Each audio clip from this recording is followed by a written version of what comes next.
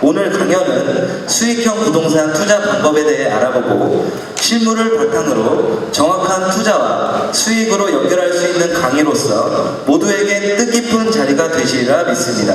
오늘 여러분을 뜨겁게 강연해 주실 최종인 강사는 장안대학교 미술학과, 경희대학교 경공매학과, 세종대학교 자산관리학과를 졸업하셨고 경희대학교 대학원, 서강대학교 자금조달학부 과정을 이수하였으며 부동산학회 자문위원으로 활동하고 계십니다. 강원도 가족형 부티크 호텔, 태권도 펜션을 시행 시공하였으며 서울과 경기도 일대에 수익형 부동산 게스트하우스를 체계적이고 전문적인 컨설팅을 통하여 시행 시공하였습니다. 또한 펜션, 전원주택, 캠핑촌 조성, 캠핑 카라반 제작, 실내 인테리어 등 다방면에서 활동하고 계십니다. 신문사 칼럼 및 저서, 춤추는 땅 투자의 맥을 짚어라, 투자했고 땅 투자의 패러다임을 바꿔라의 저자 최종인 강사를 소개하겠습니다. 뜨거운 박수 부탁드리겠습니다.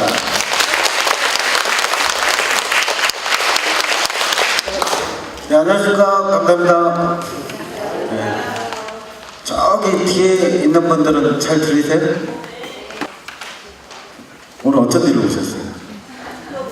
네? 아, 또 뵈려고요? 저기 부동산 쪽에 관심 있어서 오신 분? 네. 저기 잠깐만요. 한번 오늘은 제가 설명드릴 거는 뭐 많이 준비를 해놨지만 여러분들이 정작 필요한 게 뭔가 그게 가장 중요하잖아요, 그렇죠? 네, 한번 말씀해 보시겠어요? 지금 아까 얘기하려고 했던. 부동산에 관심 많은데요. 예. 관심만 있고 뭐가 있어야 투자를 하든지 뭐 하든지. 일단 배워는 먹고 싶어요. 배운다? 부동산은요, 근데 관심이 있다고 말씀하셨잖아요. 관심이 있으면 돈은 있어요? 네? 네, 돈은 없어요? 그래요? 관심은 있는데 돈은 없다. 할 말이 없네요. 근데 저분이 돈이 없다고 말씀을 했지만은 부동산은 대부분의 우리나라 사람들 같은 경우가 사기를 당하고 잘못되는 게 돈부터 있으면 문제가 돼요. 관심이 먼저 있어야지 관심을 갖고 꾸준하게 알아본 상태에서 어떤 투자를 가져야 되는데 대부분의 돈이 있다면은 누가 솔깃한 말 하면은 클릭하지 않아요? 그쵸? 그러니까 가장 중요한 거는 관심이다. 내가 남자잖아요. 그러면 여성이, 아름다운 여성이 딱 있어요. 그러면 그 여성한테 가서 먼저 사랑합니다 이렇게 얘기하면은 그 여성들이 뭐라고 그랬어요? 네? 뭐라고? 딱이 맞는다고요? 딱이만 맞으면 다행이겠죠. 미친놈이라고 하겠죠. 네? 맞잖아요. 그런 것처럼 내가 당신한테 관심이 있는데 내가 좋아하는 인상이다, 내가 좋아하는 이상형이다, 어떤 말을 할 수는 있겠죠.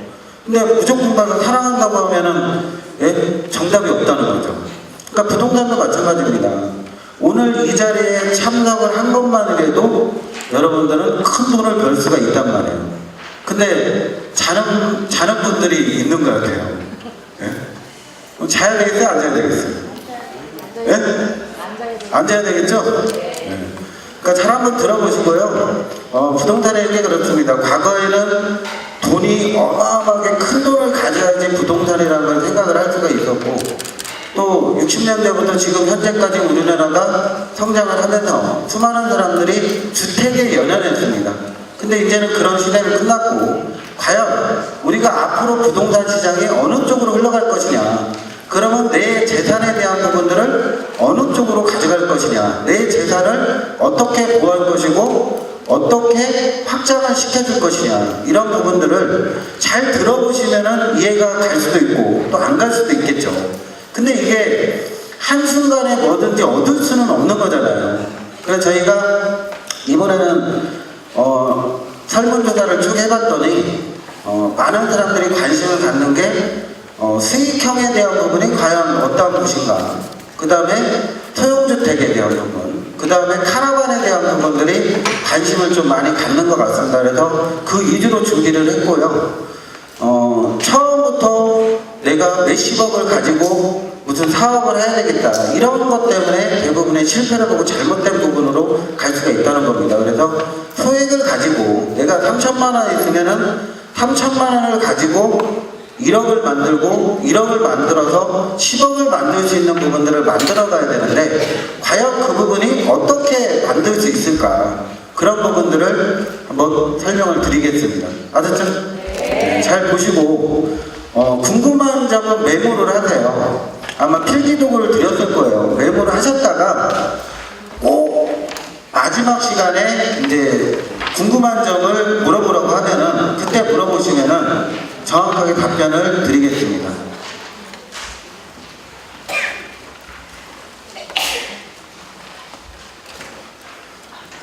전주에 참석을 하신 분들은 아시겠지만은 지금 현재 대한민국 자체가 부동산에 대한 부분들이 급격하게 하락하고 있습니다. 또 내놓는다고 해서 매매가 이루어지지 않고 있고, 근데 과연 지금 현재는 어떻게 내가 준비를 해야지 부동산에 대한 부분들을 고생하지 않고 내 재산을 늘려나갈 수 있을까, 그런 부분들을 한번 판단해 볼 수가 있습니다. 그래서 해답을 찾자, 더 하락하게 되는 부동산의 답을 알아야 한다. 누구는 3년 안에 끝내고 누구는 평생 후회할 수 있다, 이렇게 볼 수가 있습니다. 여러분들이 만약에 대전에서 3억 5천 5억 주고 집을 분양을 받았을 경우에 과연 지금 현재 주택 가격이 3억 5천을 유지할 것이냐, 5억을 유지할 것이냐, 하락할 것이냐, 이런 부분에 판단을 볼 수가 있습니다. 근데 잘 국가 정책을 알게 되고 국가의 개발 계획을 정확히 읽는다면 집값이 하락할 수밖에 없구나. 내가 도심 속에 건물을 30억짜리를 가졌는데 30억짜리 건물이 가격이 하락할 수밖에 없는 결과론이 나온다는 부분들을 정확하게 좀 이해를 할 수가 있다는 겁니다. 그래서 단기적인 부분이고 장기적인 부분으로 판단해서 볼 수가 있겠죠. 그래서 우리나라는 지금 현재 5+2 광역정책이라고 해가지고 총 7군데로 나눠놨어요. 수도권, 강원권, 대경권, 충청권, 호남권, 충남권, 제주권으로 분류해볼 수 있습니다. 근데 강원권하고 제주도는 관광지로서 부각을 시키는 거고, 나머지 내륙권에는 수도권하고 포함해서 총 5군데의 경제권으로 바꿉니다. 그래서 이미 이런 체계가 바뀌어져 있고, 여러분들이 뉴스나 또 토론회를 보신다면은 지자체에 대한 부분들로 많이 그런 얘기들이 나올 거예요. 근데 그런 상황들이 지금 현재적으로 이 호남권이나 충청권이나 수도권에 대한 부분들이 이미 경제적인 부분이나 정체적인 부분들이 이렇게 흘러가고 있다는 겁니다. 그렇기 때문에 장기적으로 봤을 경우에는 여러분들의 주거지나 또 여러분들이 소유한 또 부모님한테 물려받은 부동산이라는 것을 있다면은 다시 한번 생각을 해볼 필요가 있습니다. 그래서 저희가 이 세미나를 하기 이전에 자기가 땅이 있던 주택이 있던 그 부분을 평가하는 부분에 대해서 저희한테 서류를 받은 게 있어요. 그래서 평가를 마지막 시간에 평가를 해드리는데 왜 저 땅은 가격이 그 전에는 더 비쌌는데 지금 현재는 하락해 있는지, 그런 이유가 있단 말이에요. 그래서 과거처럼 우리 부동산이라는 게 아무데나 가서 주택을 사고 땅을 사는 부분들에 대해서 가격이 머물러 있지 않고 올라가는 부분들은 존재하지 않는다. 하락하는 부분들이 남아있는데 과연 어느 지역에 내가 소유하고 있는지에 대한 부분들을 다시 한번 짚어볼 수 있겠죠. 그래서 총 우리나라의 이 개발 계획에 대한 부분들, 또한 지금 현재 국가 자체가 경제권역으로 어떻게 흘러가고 있고 지자체는 어떻게 트렌드가 바뀌어가고 있는지에 대한 부분들이 나와져 있다는 겁니다. 여기서 하나를 짚고 갈 부분이 어떤 부분이냐면, 대부분의 우리나라 사람들 같은 경우가 시의회를 가게 되면은 시의원들이 있습니다. 그리고 국회의원이 있고 또 시장이 있습니다. 그 시장 자체가 정치적인 논리를, 어떠한 논리를 가지고 있느냐에 따라서 그 지자체의 판도가 바뀔 수가 있다는 거죠. 그래서 어느 사람이 정권을 잡느냐에 따라서 경제 흐름이 바뀌고 부동산 흐름이 바뀔 수가 있다는 겁니다. 어느 쪽으로 활성화를 시켜줄 것인가, 어느 쪽으로 국가 예산을 많이 풀어줄 것인가, 이런 부분들이 총 5+2 광역정책권이라고 볼 수가 있습니다. 그래서 이미 이 체계로 국가 자체가 지금 현재 경제가 흘러가고 있다는 겁니다. 그래서 5+2 광역정책에는 전 국토를 이렇게 이을 수 있는 KTX망과 GTX, RTX 부분들이 형성이 됩니다. 그래서 전 국토에 5분에서 10분 이내에 경전철과 KTX망과 고속도로망과 모든 부분들을 5분에서 은면 미래로도 다다를 수 있게, 이용할 수 있게 체계를 구축하게 됩니다. 그러면 이 개발계획 자료는 철도청 자료입니다. 철도청 자료인데 지금 현재 공사 중인 부분에 대해서는 일부가 완공된 지역도 있고 지금 현재적으로 공사를 한참 하고 있는 지역이 있습니다. 하나 예를 들자면 부산에서 이 KTX가 신경주까지 완료가 되어 있습니다. 2014년도에 올해 포항까지 완료를 짓습니다. 그랬을 경우에 포항이 어떠한 파급 효과가 일어날 것인가. 근데 하나 예를 들자면 이 포항은 포항제철, 한마디로 포스코라는 거대한 기업이 있기 때문에 인구 밀도로 50만 인구를 확보할 수가 있었습니다. 근데 이 포항에서 포스코가 어디로? 순천방권으로, 광양방권으로 이전을 했죠. 그러면서 인구 밀도가 30만원 줄었습니다. 그럼 과연 20만원 어디로 갔느냐? 일자리 찾아서 떠난 거죠. 그렇기 때문에 포항에 내가 상업지 땅을 가지고 있다고 하더라도 매매가 안 됩니다. 왜? 내가 건축업자라면은 건물을 들어와서 져가지고 분양이 돼야 되는데 결국적으로 분양이 안 된다는 겁니다. 그렇기 때문에 지리적인 여건, 똑같은 포항이더라도 새로운 역사가 들어서는 곳이 어디냐? 예? 포항에는 역이 있습니다. 그 역을 복원시키는 거예요. 그러니까 땅값이 상승되는 데서 더욱더 가격이 올라갈 부분에 자리매김을 할 수가 있다는 거죠. 근데 일부 토지는 또 일부 아파트든 상가든 어떤 부동산의 물건 자체는 지역에 따라서 성패가 갈린단 말이에요. 왜? 새로운 패러다임으로 바뀌니까. 새로운 어떠한 시너지 효과를 넣어주는 부분이 이루어지기 때문에 그런 체계가 바뀐다는 겁니다. 하나 예를 들어서 말씀을 드리는 거예요. 그러면 2014년도가 새로 이루어졌을 경우에는 과연 포항의 시장의 부동산 시장은 어느 쪽으로 움직여질 것인가? KTX망이라는 거죠. 거기다 또 경전철이 같이 들어가게 됩니다. 그래서 2014년도에 포항까지 완료를 짓고 나머지 구간을 삼척, 강릉까지 있게 됩니다. 그래서 2017년도, 18년도에 열리는 동계올림픽을 대비해서 이 부분을 18년도까지 완공시킨다는 목표하에서 개발을 전철을 시키고 있다는 겁니다. 그래서 동해안 시대라고 예전에는 얘기했고 또 서해안 시대에 대한 부분들이 풀이가 되어 있습니다. 그래서 과연 부동산 자체는 이 지역들에 대해서 KTX망이 역사가 이루어지는 곳으로 형태가 갈린다고 볼 수가 있겠죠. 그래서 그 망에서 또 경전철망으로 또 이어지는 부분들이 형성이 된다는 겁니다. 이 자료는 제가 만든 자료가 아니고 철도청에서 여러분들도 충분하게 네이버에 검색하면 나오는 부분들입니다. 그렇기 때문에 아까 어느 고객이 말씀하신 대로 관심을 먼저 가져줘야지 부동산에 대한 부분들이 잘못된 투자를 하지 않는다는 겁니다. 남의 말에 의존해서 투자를 했다가는 큰 실패를 볼 수가 있다는 부분이죠. 그래서 과거처럼 지역적인 중개업을 하는 사람들하고 전국적인 부분을 커버하는 사람은 또 틀립니다. 그래서 과연 내가 어느 사람을 만나서 부동산에 조언을 받고 투자를 할 수 있느냐, 이 부분에 차이점이 있을 수 있겠죠. 그래서 내가 정확하게 모른다면은 제일 좋은 방법이 사람을 잘 만나는 거예요. 두 번째는 정말 똑똑하고 부동산 투자를 잘해가지고 이득을 본 사람을 쫓아다니는 거겠죠. 그래서 부동산은 과거랑은 정말로 하늘과 땅 차이다. 예전처럼 부동산 투자를 했다가는 큰 실패를 볼 수가 있다. 이런 부분들을 다시 한번 철도망 구축 계획을 보고 읽어볼 수가 있습니다. 그래서 광역역에 대한 부분들, 충북 오성역, 전북 일산역, 전북 정읍역, 광주 송정역, 신울산역입니다. 그래서 이미 경부고속도로 라인에서 신울산역 같은 경우 완공이 돼가지고 실질적으로 어떠한 트렌드로 바뀌어나가는지 울산광역시가 바뀌어가고 있다는 겁니다. KTX망 쪽으로. 그래서 한 번 정도 다녀오신 분들은 아실 거예요.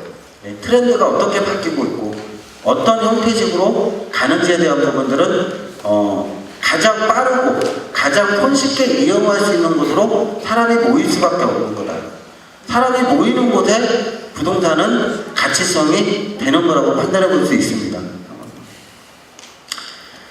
그래서 우리나라의 중심축을 이루는 경부 철도에 대한 부분들은 이미 완공돼서 가동 중에 있고, 김천역이 새로 신설됐죠. 동대구나 그런 신경주가 새로 신설되고 울산역이 신설이 됐습니다. 나머지 부분들 오성이라든지 평택이라든지 이런 부분들은 지금 현재 거대하게 활성화가 바뀌어져 있고 엄청난 이슈로 인해서 부가가치가 높아져 있고 모든 부분들이 역세권 위주로 이루어지고 있다는 겁니다.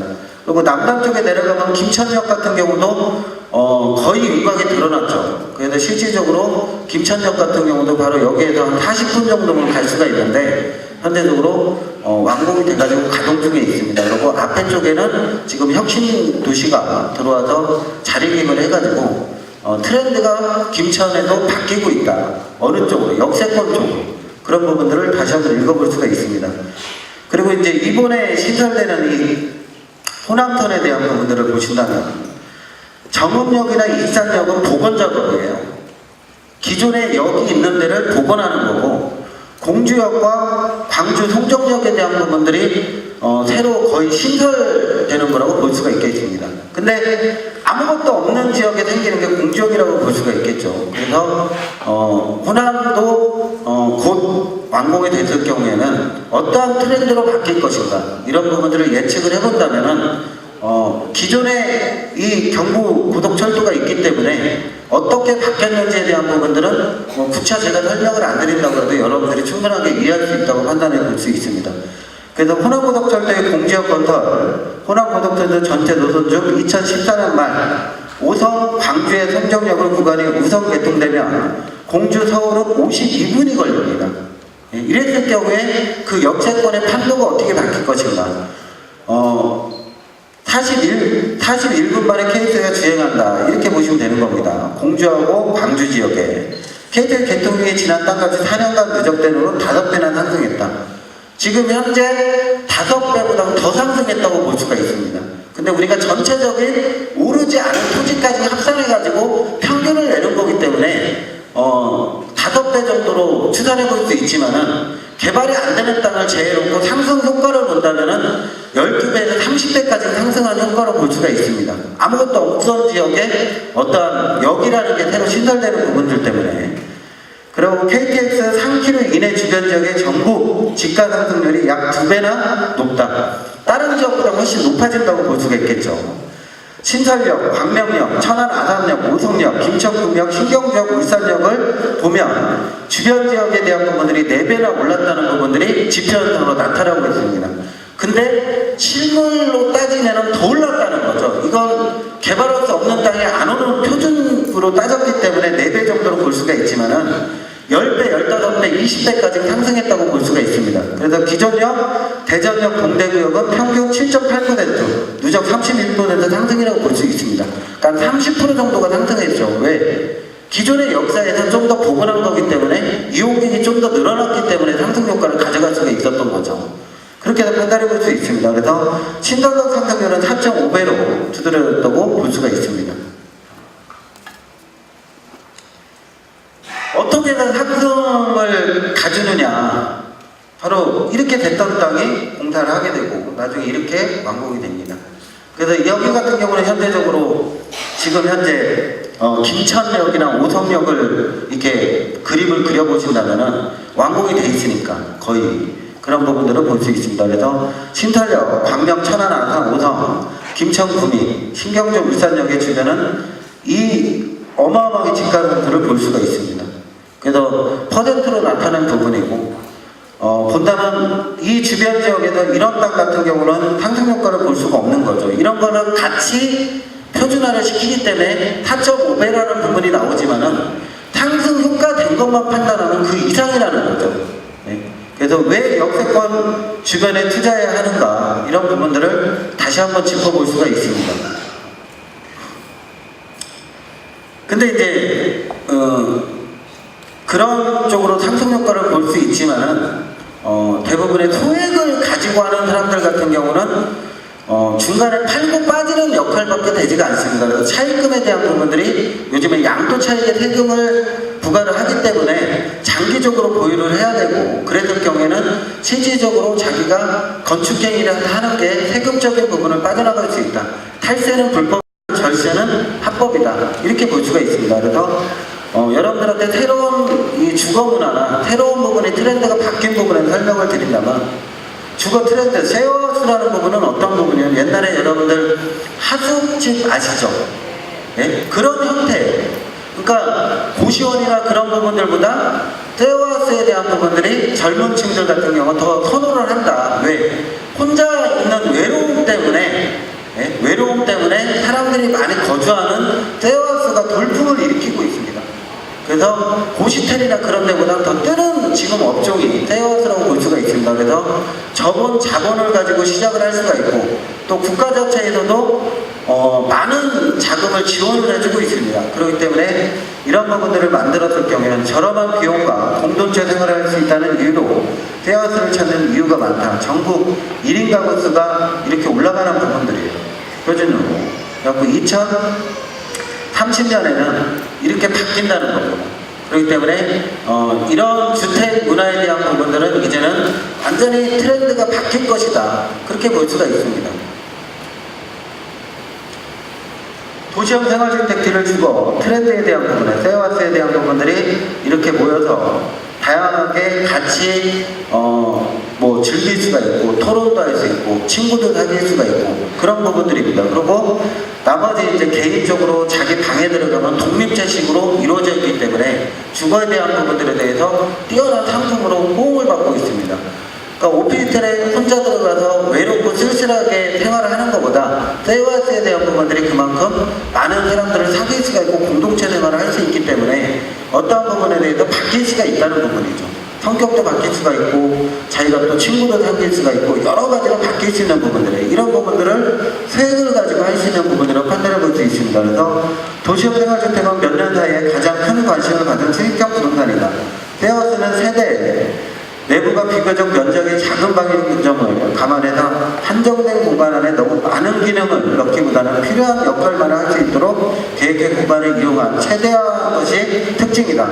그래서 자기 방에 들어가면 이렇게 시설이 되어 있는 겁니다.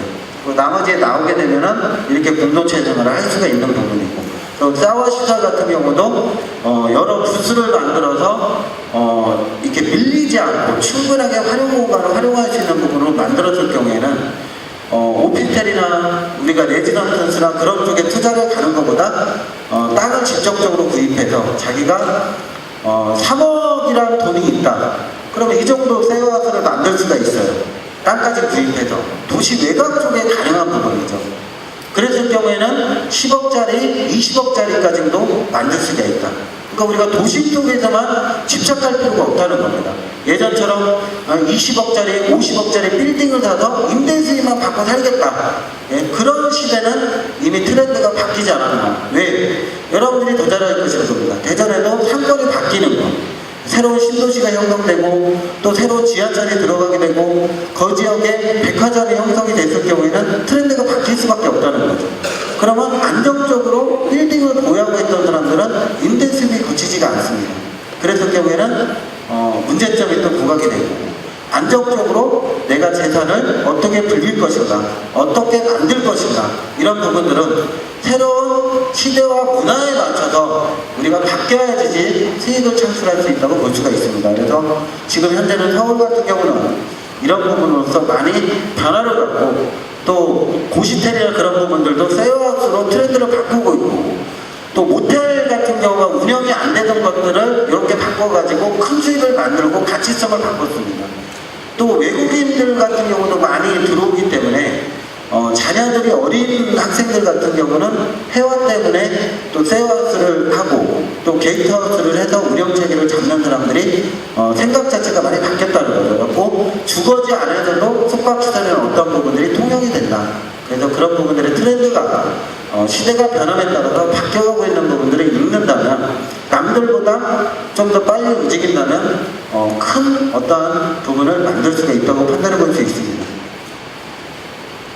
이런 형태식으로 가는 겁니다. 그리고 이런 거 같은 경우는 스틸로 만든 거기 때문에 건축비도 상당히 저렴하게 될 수가 있고 똑같은 인테리어더라도 많이 본 사람들이 인테리어를 좀 더 잘합니다. 그런 트렌드에 대한 부분들이 현재 이렇게 이루어지는 부분으로 볼 수가 있습니다. 내부적인 부분이에요. 이런 시설들을 갖추고 있다는 겁니다. 그래서 자기 방에 들어가게 되면 이렇게 꾸며져 있는 거죠. 그런 부분들을 볼 수가 있습니다.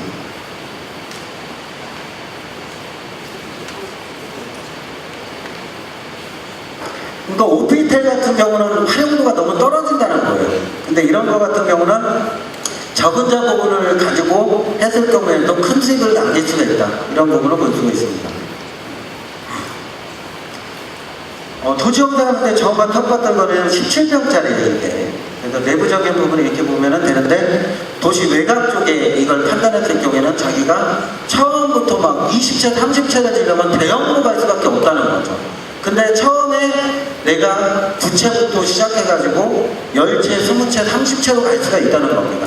그래서 17평짜리에 이 들어가는 비용은 실제로 따지면 땅값을 빼고 건축비만 본다면은 1억 안쪽입니다. 모든 시설을 갖추는 데 있어가지고.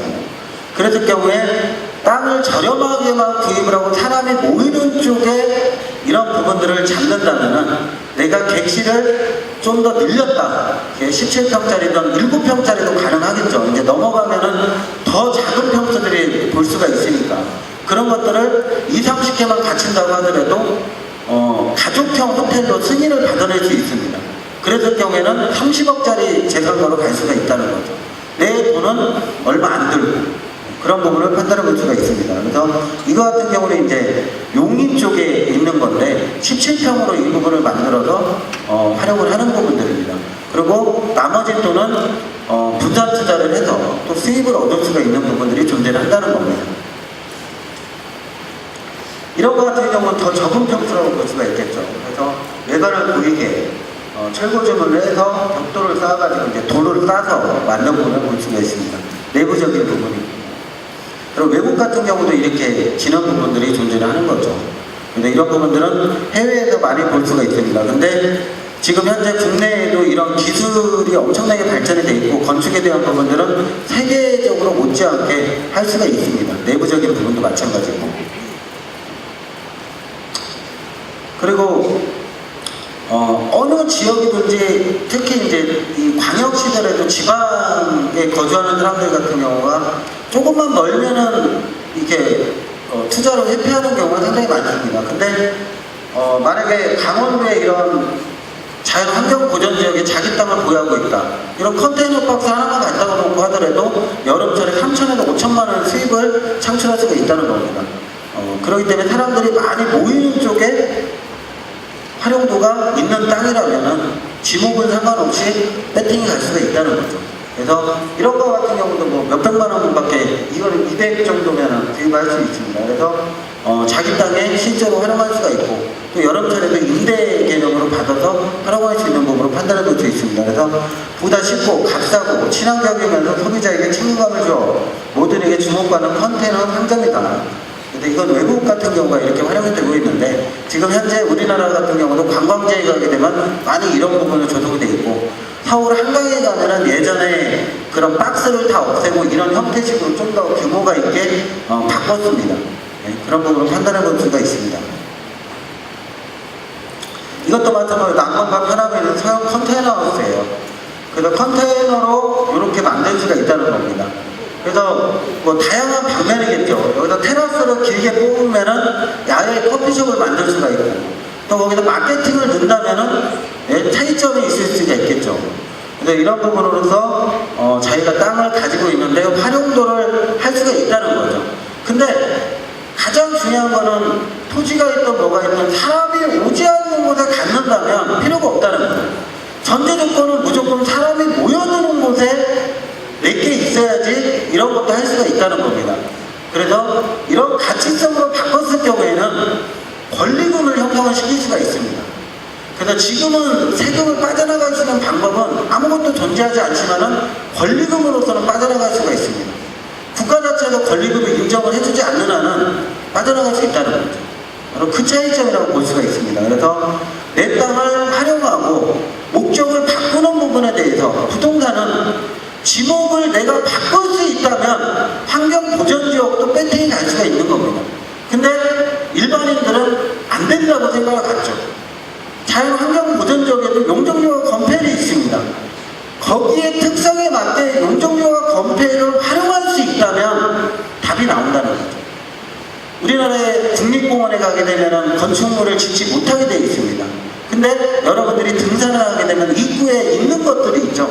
그게 바로 자연환경보전지역에 필요한 용적률과 건폐를 찾아보고 있는 땅이기 때문에 찾아보는 거거든요. 그러면 거기의 가치성은 도시 속에 내가 장사라는 건 같습니다. 왜? 주머니에 손 놓고 있어서 사람이 찾아오니까. 그러니까 거리가 없는 지역은 필요 없다는 겁니다. 어떤 거든지, 주택이든 뭐든지. 사람들이 모여들지 않는다면 주택가격도 하락할 수밖에 없습니다. 부동산 가격이 하락한다는 이유는 딴 게 아니에요. 인구 밀도가 줄기 때문에 하락하는 겁니다. 장기적으로 봤을 적에. 인구가 늘어나지 않는데 부동산 가격이 올라갈 일은 없다는 겁니다. 근데 사람이 모이는 곳. 요즘에는 주택은 집은 구입 안 하더라도 전세 월세 산다고 해서 놀러 안 갑니까? 간다는 겁니다. 근데 대전 광역시에 사는 사람들이지만 서해안 해수욕장하고 강원도 해수욕장은 똑같이 생각해요. 서해안이 100만이 온다면 강원도는 900만이 비교가 안 된다는 거죠. 근데 똑같이 생각한다면 가보라 이거거든요. 그래야지 느낄 수가 있으니까. 그런 트렌드가 있다는 겁니다. 근데 모든 사람들은 똑같은 광역시더라도 인천광역시하고 대전광역시하고는 차이가 많이 납니다. 서울에 안 사는데 인천에 사는 사람들, 부천, 과천 그런 데 사는 사람이 어디 삽니까? 그럼 지방에 가서 과천 삽니다. 아니면 서울 삽니다. 이럽니다. 근데 경기도에 사는 애들이 서울에 와서 같이 공부를 해보면요 생각하는 게 틀립니다. 그래서 트렌드가 이제는 바뀐 시대에 산다는 겁니다. 또한 국가도 바뀌었습니다. 시대도 바뀌었습니다. 그 시대에 맞춰서 부동산은 가져야 된다는 거죠. 근데 대부분 사람들이 70년대, 80년대, 90년대, 2000년도 초반대처럼 생각을 갖고 부동산 투자를 할 생각하니까 문제가 되는 거거든요. 그리고 무조건 돈이 생기면 투자를 하려고 합니다. 근데 어딘가는 투자를 하죠. 누구 들려주던가 아니면 뭔가를 하긴 해요. 근데 과연 준비를 하지 않은 사람은 안 하는 게 낫다. 이렇게 판단해 볼 수 있습니다. 그래서 대부분의 사기를 당했다는 것도 조사를 해보면은 만약에 이분이 저랑 친분이 있어요. 친구예요. 그러니까 너 믿고 할게. 이러니까 문제가 되는 거라고요. 그렇기 때문에 내가 알던가 아니면 정말로 부동산을 소개하는 사람이 정말 괜찮은 사람인가 이것만 판단한다면 부동산은 절대 손해보지 않습니다. 잘못된 땅도요 올바른 생각을 가지고 있는 사람이면 올바른 땅이 됩니다. 그게 부동산이라는 겁니다. 근데 수많은 사람들은 착각을 하는 것 같아요. 그냥 믿고 한다. 그러면 존재하지 않습니다. 제가 수백억, 조로 갈 수 있는 단계까지 갔다가 바닥으로 추락했던 거는 너무나 사람을 잘 믿으니까. 왜? 야, 그냥 믿을게. 그러니까 기본을 지키지 않기 때문에 문제가 된다. 그러니까 기본만 지키면은 문제될 게 없습니다. 기본은 뭐냐? 계약서 써야 되는데 계약서 안 쓰고, 공증 써야 되는데 공증 안 쓰고, 그냥 너 믿을게. 이러니까 문제가 된다는 겁니다. 그래서 기본만 지킨다면 절대 문제될 거는 없다. 그렇게 판단해 볼 수 있습니다. 그래서 여러분들이 조상한테 물려받았던 형제들이 가지고 있던 활용도를 만들어가지고 사람이 온다면은 바꾸면은 가치성을 몇 배의 가치성으로 바꿀 수가 있다는 거죠. 그래서 그냥 맹목적으로 놔뒀다가 매각을 하는 것보다 이런 식으로 바꿔서 매각을 하는 게 훨씬 쉽게 매각이 이루어질 수가 있고 또 양도 차익도 줄일 수가 있고 그런 방법적인 부분으로 갈 수가 있다는 거예요. 이런 것도 마찬가지예요. 근데 이런 것 같은 경우는 대형 숙박시설로 갈 적에 왜냐하면 장기적으로 체류를 하지 않는 거기 때문에 잠시 머물러 있다 가는 거기 때문에 이런 컨테이너식으로 스틸 같은 경우로 가도 무관하다. 왜? 3타일 5, 6일 묵었다가 간다면 전혀 문제점이 없는 부분이거든요. 그렇게도 볼 수가 있습니다. 그래서 이런 것 같은 경우는 한 달 안에 다 완공을 지을 수가 있고 또 바로 운영 체계로 갈 수가 있고 바로 수익성을 창출할 수가 있고 또 내가 바로 사용할 수가 있고 또 건축 때문에 머리가 안 아프고 보수도 쉽고 관리 부분에서도 엄청나게 쉬운 쪽으로 갈 수가 있다는 겁니다. 옛날처럼 막 콘크리트 해가지고 막 짓는 것보다 자기가 숙박설이나 트렌드를 따라갈 거면은 차라리 이런 식으로 가는 게 훨씬 더 이득이고 운영 체계도 손쉽게 갈 수가 있다는 부분입니다. 그리고 이제 이 도시 외곽 쪽에 자연 녹지나 일부 땅을 활용도로 가져갔을 경우에는 하우스 웨딩. 제가 국내에서 하우스 웨딩에 대한 부분들을 최초로 해가지고 좀 돈을 많이 벌었어요. 지금 현재 강남 역삼동이나 저기 가면은 지금도 운영 체계를 갖추고 있지만은 360은 예약이 꽉 차 있습니다. 그리고 대한민국 0.5%만 상대하니까. 근데 이제 이혼율이 많아지다 보니까 일반 예식장에서는 막 200명, 300명을 해줘야지 예식장을 잡을 수가 있어요. 근데 자기 혼자서 여유롭게 할 수 있고 친한 친구들만 초대해서 할 수가 있습니다. 그리고 하우스 웨딩이라는 걸 제가 사업을 2000년도 초반에 제가 역삼동이나 선릉동 쪽에 일부를 만들어서 지금도 운영이 잘 되고 있습니다. 네. 그래서 제가 사업적인 부분 때문에 저희 집사람으로 돼 있었는데 그걸 날려먹고 집도 못 들어오게 하잖아요. 쫓겨났지 않습니까? 그것만 놔둬도 내가 이 자리에 없겠죠. 근데 이게 사업을 하다 보니까 그런 부분에 차이점이 있습니다. 그래서 주택에 대한 부분들이 그냥 10억짜리로 머물 수가 있었는데 제가 100억짜리로 가치성을 바꾼 거죠. 왜? 365일 예약제로 운영을 합니다. 그러니까 편하고 그리고 이 주방장을 저는 안 듭니다. 왜? 머리가 아파요. 주방장을 들으면 이게 끌려가거든요. 잘못하면. 그러니까 또 하는 방법이 있어요. 그러니까 머리를 써야 된다. 트렌드를 바꾸면은 답이 나오는 겁니다. 그러니까 똑같이 운영을 하도 어떤 나라를 운영하면 망하는데 어떤 나라를 운영하면 성공을 해요. 제가 의정부에 가면 교도소 옆에 커피숍이 있었는데요. 원래 망했어요. 근데 제가 그거 거의 얻다시피 해서 1억에 딱 500평에 1억에 입주를 했습니다. 근데 제가 15억을 더 받고 판매를 했어요. 왜 판매를 했냐? 500평에 그냥 미로로 통과하게 만들었습니다. 그래서 통나무를 떼게 만들었어요.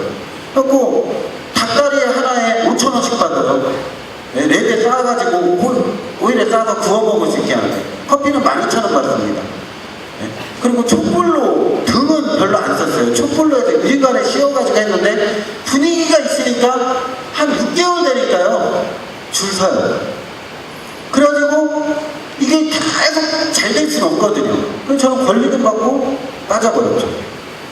지금은 장사가 그렇게 잘 안 돼요.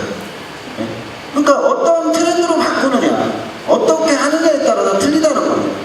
그러니까 저는 만약에 예산이 있다면은 신도시에 가서 내가 장사가 될 곳이고 분양이 다 끝났다. 사람이 들어올 곳이다. 그럼 상가 다 내입니다. 내가 다 차려요. 사람도 뭐 권리금 붙여고 넘기면 되잖아요. 그러니까 무식한 사람은 평생 거기에서 먹고 살 생각을 하는 거고 조금 생각이 틀리면 팔고 빠지는 거예요. 그게 원래 부동산이라는 겁니다. 그래서 이제는 트렌드를 바꿔줘야 된다. 생각을 바꾸지 않는다면 차이점이다. 그래서 제가 하나 예를 들어서 이제 예시장을 해서 하우스 웨딩 네이버 검색하면 나와요.